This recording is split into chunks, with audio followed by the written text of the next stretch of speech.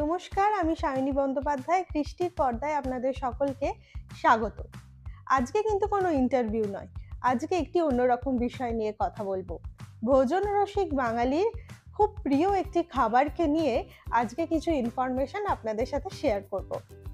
8 থেকে 80 যা খেতে আমরা সবাই ভালোবাসি, এই রকম খাবার নিয়ে আজকের আমাদের পর্ব। আর এই খাবারের নাম হচ্ছে লুচি।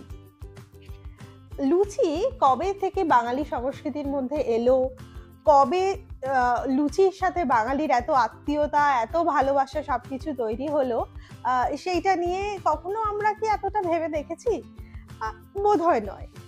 ময়দা প্রথমে কিন্তু আমাদের সাথে ইন্ট্রোডিউস করায় পর্তুগিজরা।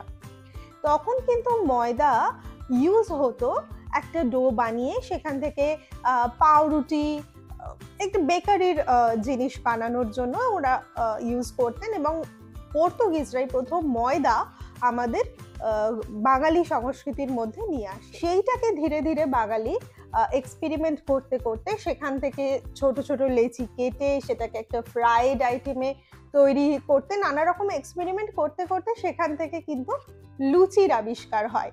এবং যবে থেকে এই লুচির আবিষ্কার হয়, বাঙালির মধ্যে ভীষণ দ্রুত এই খাবারটি ছড়িয়ে যায়, জনপ্রিয় হয়, এবং আজকে তো বলার অপেক্ষা রাখে না, প্রত্যেকটি মানুষের খুব কাছের, খুব ভালোবাসার একটা অঙ্গ। এবং স্পেশাল অকেশন হোক বা পুজো পার্বণের দিন, নিরামিষ হোক বা আমিষ, সব কিছুতেই লুচির স্থান কিন্তু একটা অন্যরকম জায়গা দখল করে থাকে।